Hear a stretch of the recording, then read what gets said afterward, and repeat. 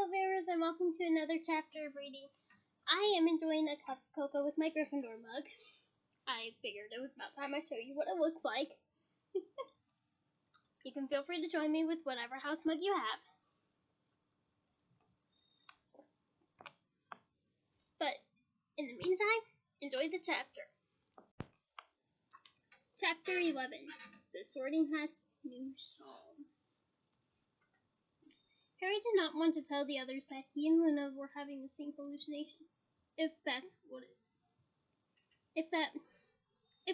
was. So he said nothing about the horses as he sat down inside the carriage and slammed the door behind him. Nevertheless, he could not help watching the silhouettes of the horses moving beyond the window. "Did anyone see that property plank woman?" asked Ginny. "What's she doing back here? Hagrid can't have met, can he?" "I'll be quite glad if he has," said Luna. "He isn't a very good teacher, is he?" "Yes, he is." "Yes, he is," said Harry, Ron, and Ginny angrily. Harry glared at Hermione. She cleared her throat and quickly said, yeah, yes, he's very good. "Well, we think he's a bit of a joke in Ravenclaw," said Luna, unfazed.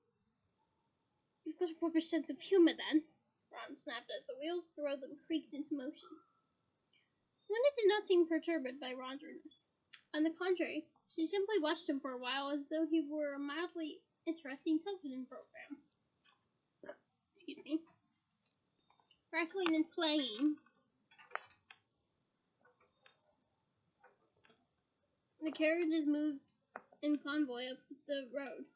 When they passed the tall stone pillars topped with wingboards on either side of the gates to the school grounds, Harry leaned forward to try and see whether there were any lights on in Hagrid's cabin by the forbidden forest. But the grounds were in complete darkness. Hogwarts Castle, however, loomed ever closer, a towering mass of turrets, jet black against the dark sky. Here and there a window blazing fiery bright above them. The carriages jingled to a halt near the stone steps leading up to the oak front doors, and Harry got out of the carriage first.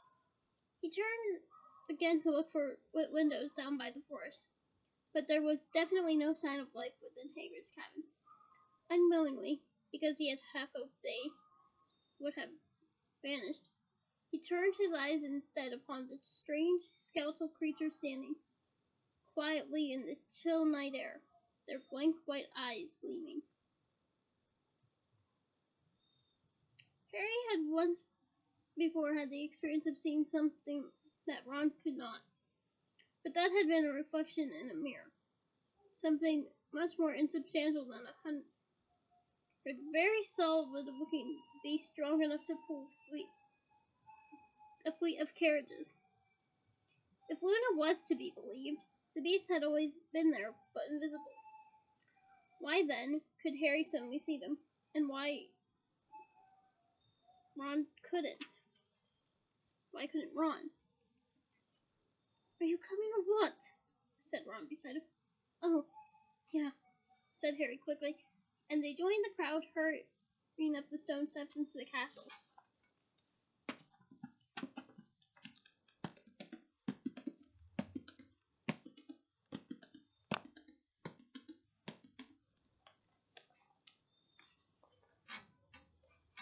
The entrance hall was ablaze with torches and echoing with footsteps as the students crossed the flagged stone floor for the double doors to the right, leading into the great hall and the start of term feast.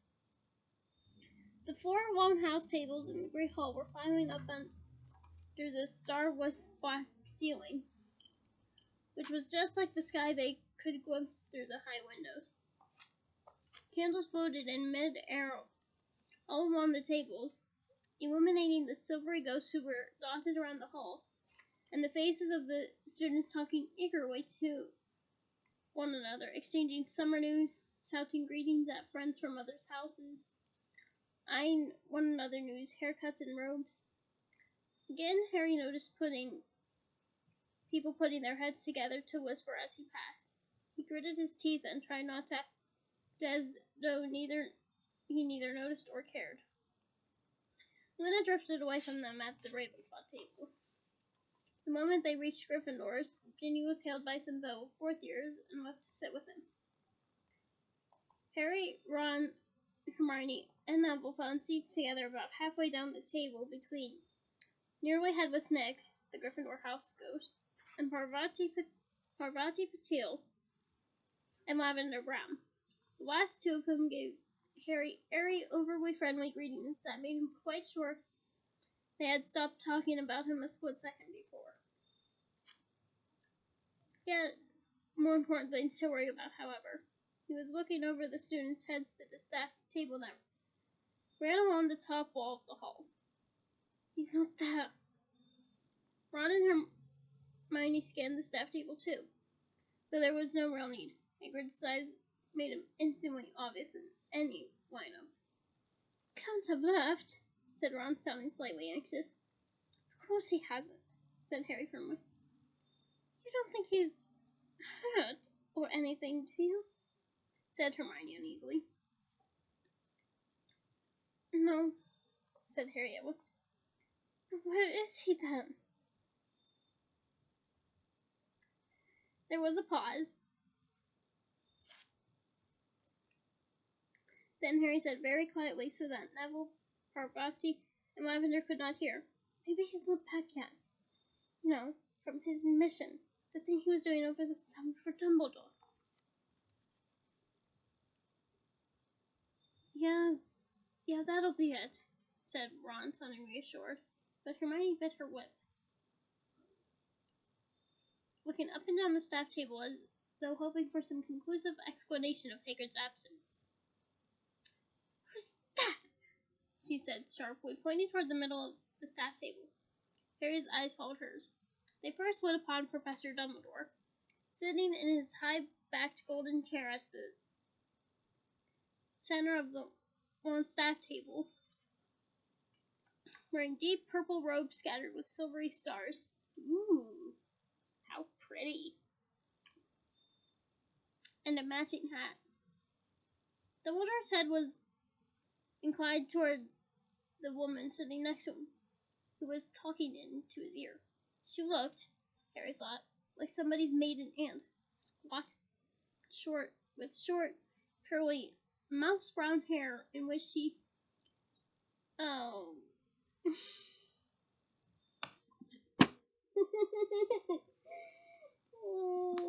It pains me to read this. In which she had placed a horrible pink Alice band that matched the fluffy pink cardigan she wore over her robes.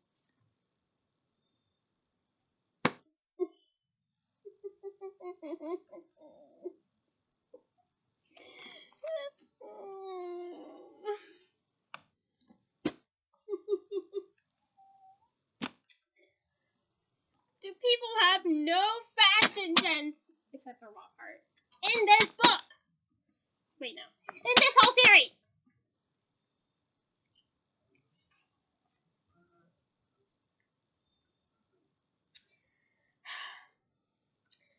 Then she turned her face slightly to take a sip from her goblet, and he saw, with a shock of recognition, a pallid toad-like face and a pair of prominent, pouchy eyes.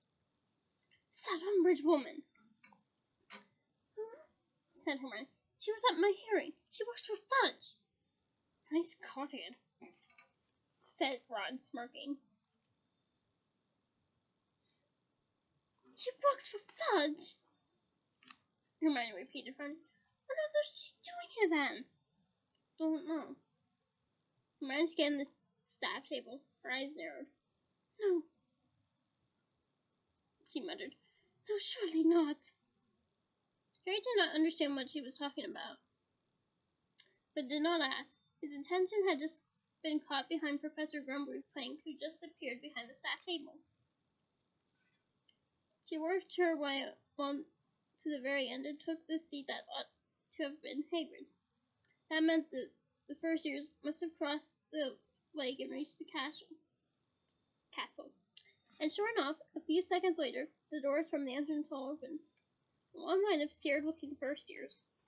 Oh dear. That's one way to put it, I guess. Entered,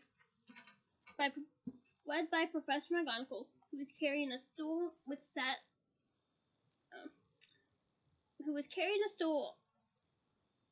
which sat an ancient wizard's hat, heavily patched and darned with a wide rip near the frayed brim. The buzz of the talk in the great hall faded away. The first years lined up in front of the staff table, facing the rest of the students, and Professor McGonagall placed the stool carefully in front of them, then stood back. The first years' faces glowed palely in the candlelight. A small boy right in the middle of the row looked as though he was trembling. Harry recalled, fleetingly, how terrified he had felt when he had stood there, waiting for the unknown test that would determine which house he belonged. The school waited with bated breath. Then the rib near the hat's brim opened wide like a mouth, and the Sorting Hat burst into song. Oh, look at that. You get to hear my singing voice again. I don't mind. I hope you enjoy. In times of old, when I was new, and Hogwarts barely started, the founders of our noble school thought never to be parted. United by a common goal, they had self-same yearning to make the world's best magic school and pass along their learning. Together we will build and teach, the four good friends decided, and never did they dream that they might someday be divided. For there were such friends anywhere as Slytherin and Gryffindor, and thus it was the second pair of Hufflepuff and Ravenclaw. So how could it have gone so wrong? How could such friendships fail? Why, I was there and so can tell the whole sad sorry tale. Said Slytherin will teach just those whose ancestry is purest. Said Ravenclaw will teach those whose intelligence is surest. Said Gryffindor will teach all those with brave deeds to their name. Said Hufflepuff I'll teach the lot and treat them just the same. These differences caused little strife when they first came to light, for each of the four founders had a house in which they might take only those what they wanted. So, for instance, Slytherin took only pure bad wizards of great cunning just like him, and only those of sharpest mind were taught by Ravenclaw, while the bravest and the boldest went to daring Gryffindor. Good Hufflepuff, she took the rest, and taught them all she knew. Thus the houses and their founders retained friendships firm and true. So Hogwarts worked in harmony for several happy years. But then discord crept among us, feeding on our faults and fears. The houses that, like pillars for what had once held up our school, now turned on upon each other and divided sought to rule. And for a while it seemed the school must meet an early end, with what only met with fighting, and the clash of friend on friend. And at last there came a morning when old Slytherin departed. Though the fighting then died out, he left us quite downhearted. And ever since the founders before were whittled down to three, have the houses been united as they were once meant to be. And now the Sorting Hat is here, and you all know the score.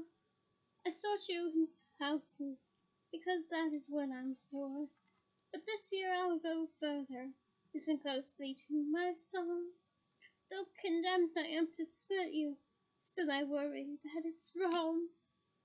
I must, though I must fulfill my duty, and must quarter every year, still I wonder whether sorting may not bring the end I fear. Oh, know the perils, read the signs, the warning history shows, for Hogwarts is in danger from external deadly foes, and we must unite inside her, or will come within. I have told you, I have warned you, let the sorting now begin. And that last part is foreshadowing.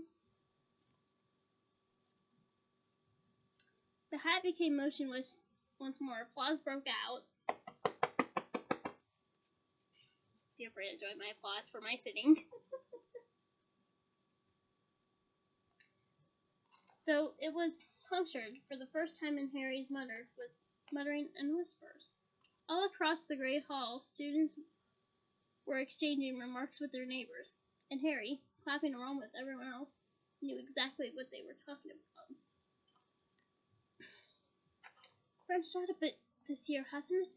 said Ron, his eyebrows raised. "Too right it has," said Harry.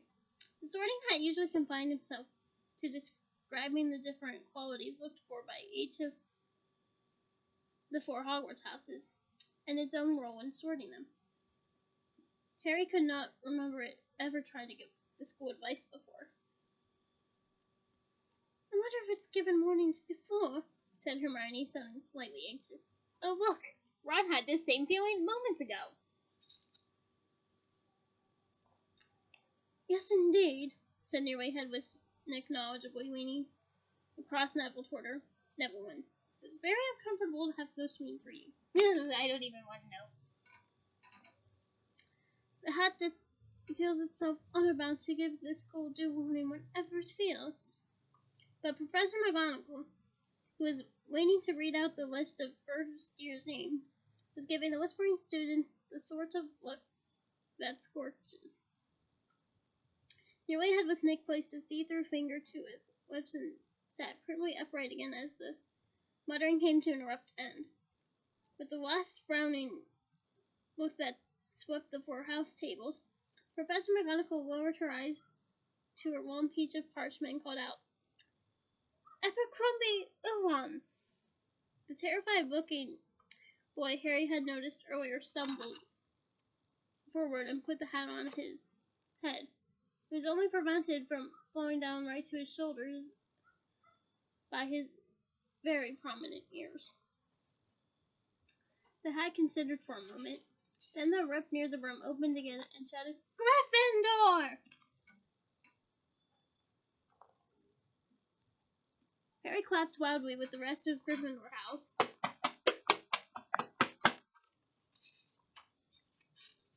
As Owen Abercrombie staggered to their table and sat down, looking as though he would very much like to sink through the floor and never be looked at again. Slowly the line of first years thinned, and the pauses between the names and the Sorting Hat's decisions. Harry could hear Ron's stomach rumbling loudly. Finally, Southern Rose was sorted into Hufflepuff. Applause on behalf of my Hufflepuffs.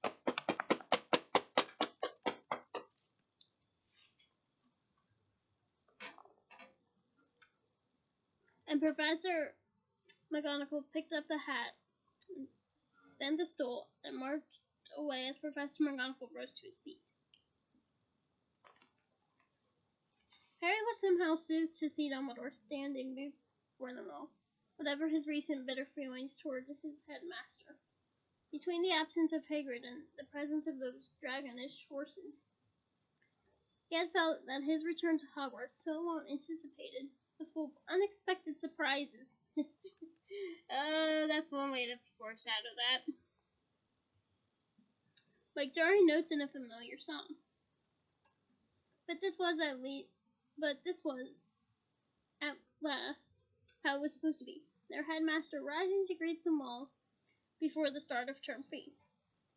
"To our newcomers," said Dumbledore in a ringing voice, his arms stretched out wide and a beaming smile on his lips. Welcome to our old hands. Welcome back. This is a time for speech making, but this is not it. Tuck in. There was a appreciative laugh and an outbreak of applause as the door sat down neatly and threw his long beard over his shoulder, so as to keep it out of the way of his plate. For food appeared out of nowhere, so that the fallen long tables were groaning under joints and pies of dishes alongside dishes of vegetables, bread, sauces, and flagons of pumpkin juice. Excellent, said Ron with a kind of groan of longing, and he seized the nearest plate of chops and began piling them onto his plate, watched wistfully by a nearly headless Nick. What were you saying before the sorting? Hermione asked the ghost. About the heck giving warnings.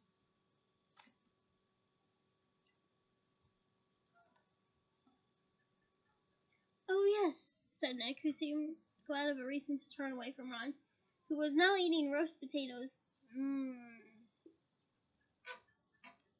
with almost indecent enthusiasm. Yes, I've heard the hat give several warnings before, always at times when it detects periods of great danger for the school. And always, of course, its advice is the same. Stand together, be strong from within. How can I know school's in danger of that? Said Ron. His mouth was so full that Harry thought it was quite an achievement for him to make any noise at all. I beg your pardon, said nearly headless Nick politely, while Hermione looked revolted. Ron gave an enormous swallow and said, how can it know if the school's in danger if it's a hat? I have no idea, said nearly headless Nick. Of course it lives in Dumbledore's office, so I dare say it picks things up in there. And it wants all of the houses to be friends, said Harry, looking over at the southern table, where Draco Malfoy was holding court. Chance. I honestly agree with the hat's approach. There are many admirable qualities as there are pitfalls of each house. So it would be nice to have friends to accompany all of that and, well, be friends to you. Come to think of it, I think I have friends in all 4 houses. I'll have to get back to you on that next week. In the meantime, well, now, you shouldn't take that attitude, said Nick reprovingly. Peaceful cooperation, that's the key. We ghosts, though we belong in separate houses, maintain links of friendship. In spite of the competitiveness between Gryffindor and Slytherin, I would never dream of seeking an argument with the bloody parent.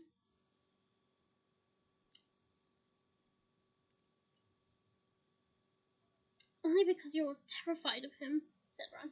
Nearly Headless looked highly affronted. Terrified? I hope I, Sir Nicholas D. Mimsy Poppington, have never been guilty of cowardice in my life. The noble blood that runs in my veins. What blood? Asked Ron. Surely you still haven't got. It's a figure of speech, said Nearly Headless Snagmouth. So annoyed his head was trembling ominously on his partially severed neck. I assume I am still allowed to enjoy the use of whichever words I like, even if the pleasures of eating and drinking are denied me. But I am quite used to students poking fun at my death, I assure you.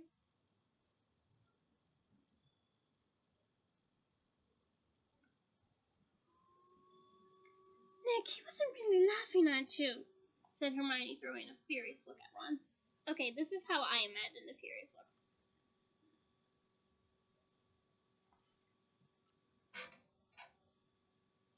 Unfortunately, Ron's mouth was packed to exploding point again, and all he could manage was "No, it jumps too," which Nick did not seem to think constituted to an adequate apology.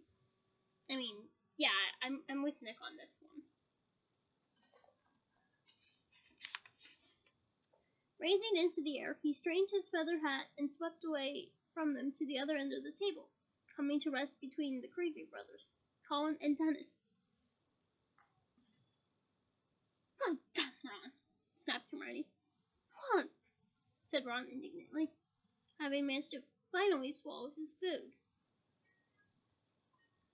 "I'm not allowed to ask a simple question." "Oh, forget it," said Hermione irritably, and the pair of them spent the rest of the meal in huffy silence. Well, you know what they say, they fight like an old married couple. Harry was too used to their bickering to bother trying to reconcile them. He felt it was a better use of his time to eat his way steadily through his steak and kidney pie, then a large plateful of his favorite chocolate tart. When all the students had finished eating and the noise level in the hall was starting to creep upward again, Dumbledore got to his feet once more. The talking ceased immediately, and all turned to face the headmaster. Harry was feeling pleasantly drowsy now. His four-poster bed was waiting somewhere above, wonderfully warm and soft. "Well, now that we are all digesting another magnificent feast, I beg a few moments of your attention for the usual start of term notices," said Dumbledore. "First years ought to know that the forest in the grounds is out of bounds to students. And a few of our older students ought to know by now, too." Harry, Ron, and Hermione exchanged smirks.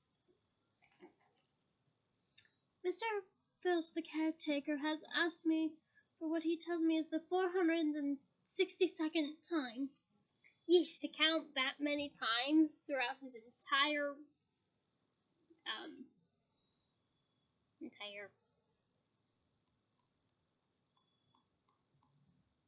entire tenure as caretaker is dedication. I applaud you, because I would definitely lose count. "To remind you all that magic is not permitted in corridors between classes, nor are a number of other things, all of which can be checked on the extensive list now fastened to Mr. Filch's office door. We have two changes in staffing this year. We are very pleased to welcome back Professor Crabtree, who will be taking care of magical creature lessons. We are also delighted to introduce Professor Umbridge, our new defense against the dark arts teacher." Oy. I'm sorry. You'll later find out why I'm laughing. Advanced Potterheads, you already know. On another note, I hope I do Imelda Staunton justice. She is one of my favorite actresses, so when it comes to that point, I hope I do her justice. There was a round of polite but fairly unenthusiastic applause, during which Harry, Ron, and Hermione exchanged slightly panicked looks. Dumbledore had not said for how long Grubbly Clink would be teaching. Dumbledore continued, "Tryouts for the House Quidditch teams will take place on the..." He broke off, looking inquiringly at Professor Umbridge. As she was not much taller standing than sitting, there was a moment when nobody understood why Professor had stopped talking. But then Professor Umbridge said, "Hem, hem," and it became clear that she had got to her feet and was intending to make a speech. Dumbledore only looked taken aback for a moment. Then he sat back down smartly and looked alertly at Professor Umbridge, as though he desired nothing better than to listen to her talk. Oh dear. Other members of the staff were not as adept as hiding their surprise. Professor Sprout's eyebrows had disappeared into her flyaway hair, and Professor McGonagall's mouth was as thin as Harry had never ever seen it. No new teacher had ever interrupted Dumbledore before. Many of the students were smirking. This woman obviously did not know how things were done at Hogwarts. "Thank you, Headmaster," Professor Umbridge simpered, "for those kind words. Welcome." Her voice was high-pitched, breathy, little girlish, and again, Harry felt a powerful rush of dislike. Advanced Potterheads have it too. That he could not explain to himself. All he knew was that he was everything about her. From her stupid voice to her fluffy pink cardigan. Again, Harry, you represent all the advanced Potterheads who are listening to this, myself included. New Potterheads, you're just gonna have to keep listening to find out. She gave another little throat-clearing cough, and continued. "Oh, it is lovely to be back at Hogwarts, I must say." She smiled, revealing very pointed teeth. "And to see such happy little faces looking back at me." Harry glanced around. None of the faces he could see looked happy. On the contrary, they all looked rather taken aback at being addressed as though they were 5 years old. That's a good one. "I am very much looking forward to getting to know you all, and I'm sure we'll be very good friends." Students exchanged looks at this. Some of them were barely concealing grins.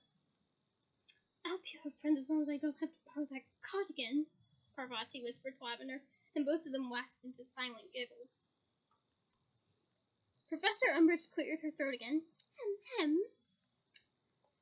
But when she continued, some of the breathiness had vanished from her voice. She sounded much more businesslike now her words had a dull, run-by-heart sound to them. "The Ministry of Magic has always considered the education of young witches and wizards to be of vital importance. The rare gifts with which you were born may come to nothing if not nurtured and honed by careful instruction. The ancient skills unique to the wizarding community must be passed down through the generations, lest we lose them forever. The treasure trove of magical knowledge amassed by our ancestors must be guarded, replenished, and polished by those who have been called to the noble profession of teaching." Professor McGonagall paused here and made a little bow to her fellow staff members, none of whom bowed back. Professor McGonagall's dark eyebrows had contracted so that she looked positively hawk-like, and Harry distinctly saw her exchange a significant glance with Professor Sprout, as Umbridge gave another little hem, and went on with her speech. "Every headmaster and headmistress of Hogwarts has brought something new to the weighty task of governing this historic school, and that is as it should be, for without progress there will be stagnation and decay. Therefore, progress' sake must be disencouraged, for our tried and tested traditions often require no tinkering. A balance, then, between old and new, between permanence and change, between tradition and innovation." Harry found his attentiveness ebbing, as though his brain was slipping in and out of tune. The quiet that has always filled the hall when Dumbledore was speaking was breaking up as students put their heads together, whispering and giggling. Over at the Ravenclaw table, Cho Chang was chatting animatedly with her friends. A few seats on from Cho, Luna Lovegood had got out the clipboard again. Meanwhile, at the Hufflepuff table, Ernie Macmillan, who was one of the few still staring at Professor Umbridge, but he was glassy-eyed and Harry was sure that he was only pretending to listen in an attempt to live up to the new prefix badge gleaming on his chest. Professor Umbridge did not seem to notice the restlessness of her audience. Harry had the impression that a full-scale riot could have broken out under her nose, foreshadowing of sorts, and she would have plowed on with her speech. The teachers, however, were still listening very attentively, and Hermione seemed to be drinking in every word Umbridge spoke, though judging by her expression, they were not at all to her taste. Hermione representing the advanced Potterhead community here. Because some changes will be for the better, but others will, in the fullness of time, be recognized as errors of judgment. Meanwhile, some old habits will be retained, and rightly so, whereas others, outmoded and outworn, must be abandoned. Let us move forward, then, into a new era of openness, effectiveness, and accountability, intent on persevering what ought to be preserved, perfecting what needs to be perfected, and pruning wherever we find practices that ought to be prohibited. She sat down. Dumbledore clapped. The staff followed his lead, though Harry noticed that several of them brought their hands together only once or twice before stopping. A few students joined in, but most had been taken unaware by the end of the speech, having not listened to more than a few words of it. And before they could start applauding properly, Dumbledore had stood up again. "Thank you very much, Professor Umbridge. That was most illuminating," he said, bowing to her. "Now, as I was saying, Quidditch tryouts will be held." "Yes, it was certainly illuminating," said Hermione in a low voice. "You're not telling me you enjoyed it," Ron said quietly, turning a gazed face upon Hermione. "It was about the dullest speech I've ever heard, and I grew up with Percy." "I said illuminating, not enjoyable," said Hermione. "It explained a lot." "Did it?" said Harry in surprise. "Sounded like a load of waffle to me." There was some important stuff hidden in the waffle," said Hermione grimly.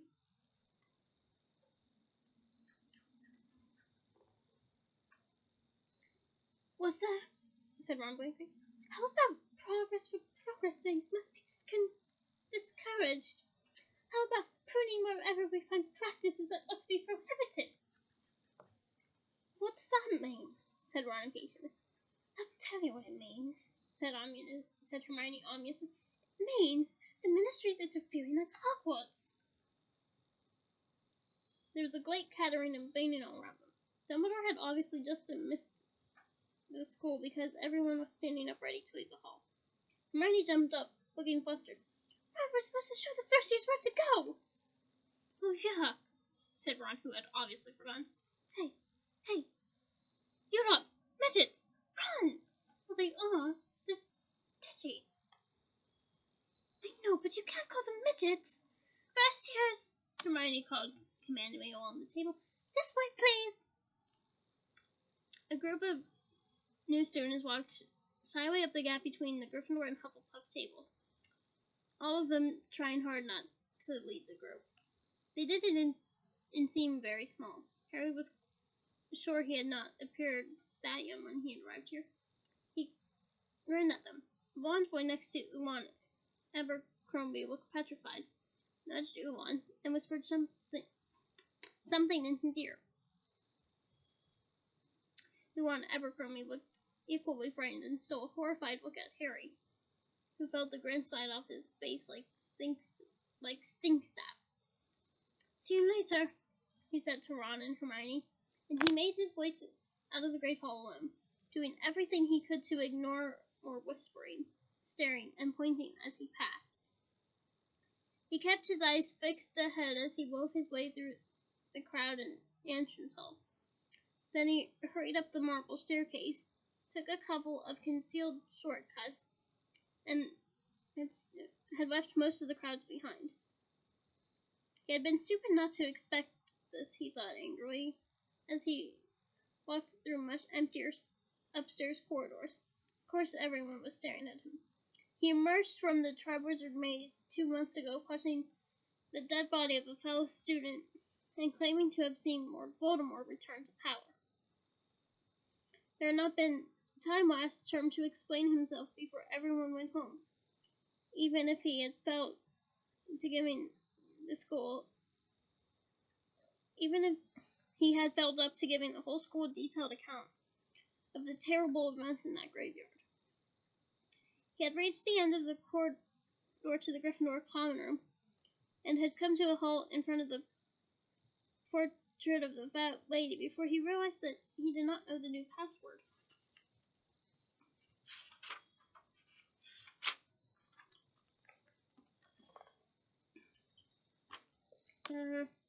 He said glumly, staring at the fat lady, who smoothed the folds of her pink satin dress and looked sternly back at him.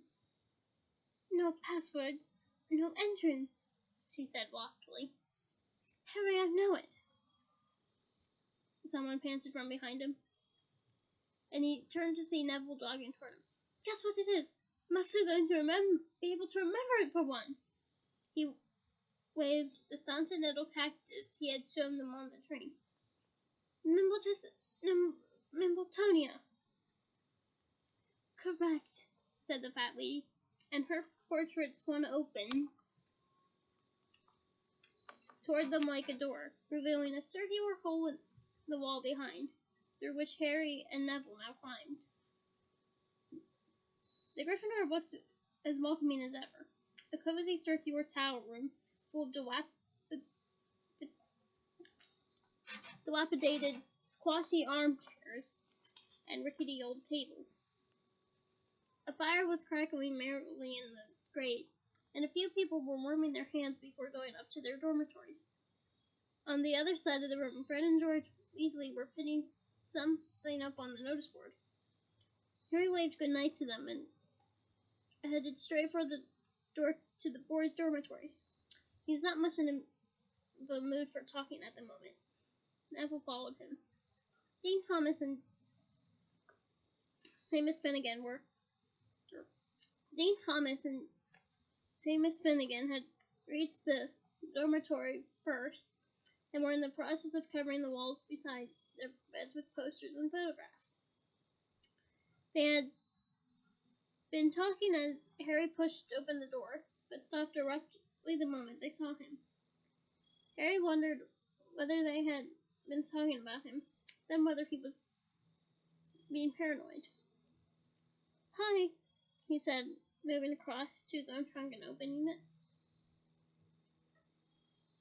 Hey, Harry, said Dean, who was putting on a pair of pajamas in the West Ham colors. Good holiday.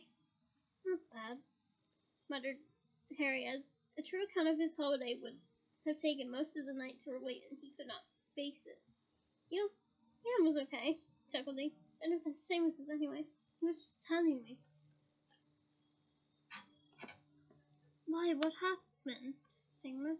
Why, what happened, Seamus? Neville asked as he placed his Mimbletonia tenderly on his bedside cabinet.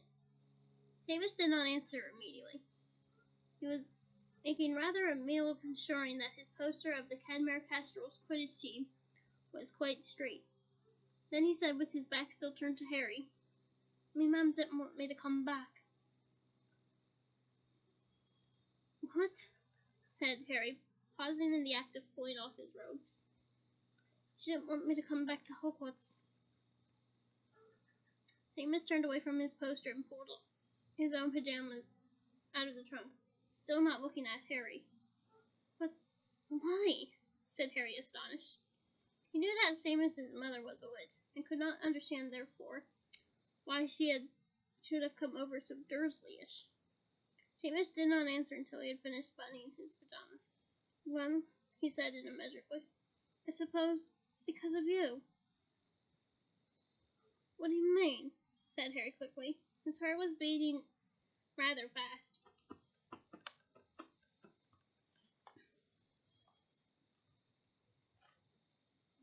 He felt vaguely as though something was closing in on him.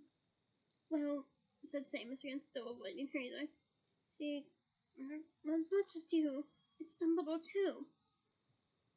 She believes the Deadly Prophet, said Harry. She thinks I'm a liar and Dumbledore's no fool.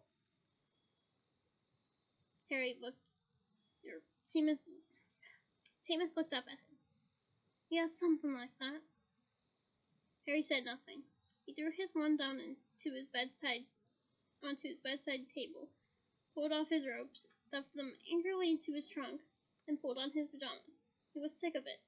Sick of being the person who was being stared at and talked about all the time. If any of them knew, if any of them had the faintest idea what it felt like to be the one all those things happened to, Mrs. Finnegan had no idea. The stupid woman, he thought savagely.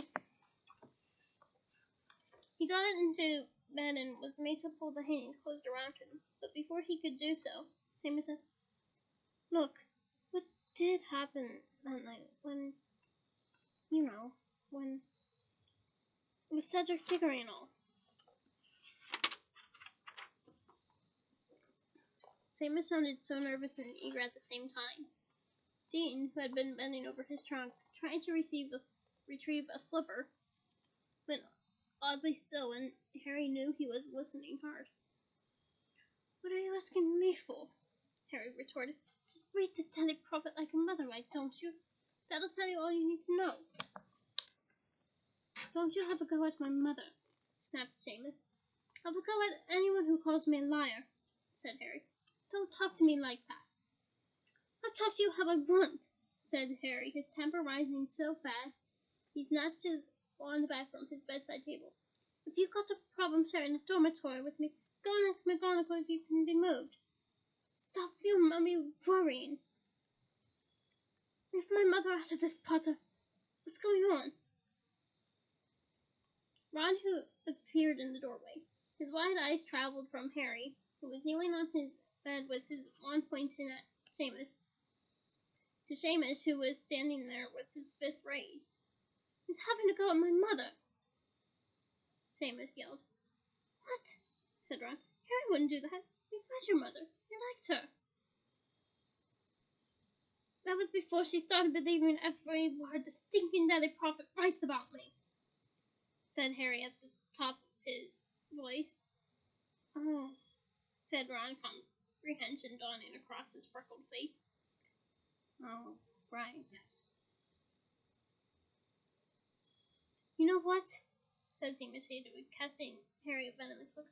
He's right. I don't want to share a dormitory with him anymore. He's a madman. That's out of order, Seamus, said Ron, whose ears were starting to glow red. Always a danger sign. Out of order, am I? Shouted Seamus, who in contrast with Ron turning paler. You believe all the rubbish he's come out with about you-know-who, do you? You reckon he's telling the truth? Yeah, I do, said Ron angrily. Then you're mad too, said Seamus in disgust. Yeah? Well, unfortunately for you, pal, I'm also a prefect, said Ron, jabbing himself in the chest with a finger. So unless you want attention, watch your mouth. Seamus looked for a few seconds as though detention would be a reasonable price to pay to say what was going on through his mind. But with a noise of contempt he turned on his heel, bolted into bed, and pulled the hangings shut with such violence that they were ripped from the bed and fell in a dusty pile to the floor. Ron glared at Seamus, then looked at Dean and Neville. Anyone else's parents got a problem with Harry? He said aggressively. My parents are muggles, mate, said Dean, shrugging. They don't know nothing about no deaths at Hogwarts because I'm not stupid enough to tell them. You don't know my mother. She'll be so anything out of anyone, Seamus snapped at him. Anyway, your parents don't get the Deadly Prophet. They don't know our headmaster's been sacked from the Wizarding and the International Confederation of Wizards because he's losing his marbles. My gran says that's rubbish, piped up Neville. She says it's the Deadly Prophet that's going downhill. Not Dumbledore. She's cancelled our subscription. We believe Harry, he said simply. He climbed into bed and pulled the covers up to his chin, looking owlishly over them at Seamus. My grand's always said you know who would come back one day. She says if Dumbledore says he's back, he's back. Harry felt a rush of gratitude for Neville. Nobody else said anything. Seamus got out his wand, repaired the bed hangings, and vanished behind them. Dean got into bed, rolled over, and fell silent. Neville, who appeared to have nothing more to say either, was gazing fondly at his moonlit cactus.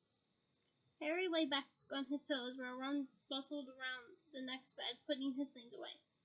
He felt shaken by the argument with Seamus, whom he had always liked very much.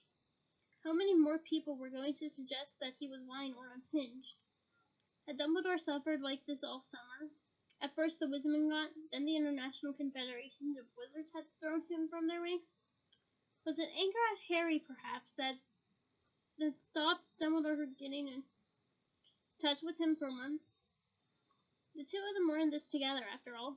Dumbledore had believed Harry, announced his version of events to the whole school, and then to the wider wizarding community. Anyone who thought Harry was a liar had to think that Dumbledore was too, or else Dumbledore had been hoodwinked. Dumbledore were right in the end. Foreshadowing, thought Harry miserably, as Ron got into bed and extinguished the last candle in the dormitory. But he wondered how many attacks like Seamus's he would have to endure before that time came. And that is the end of this chapter. Join me next week for chapter 12. Until then, bye!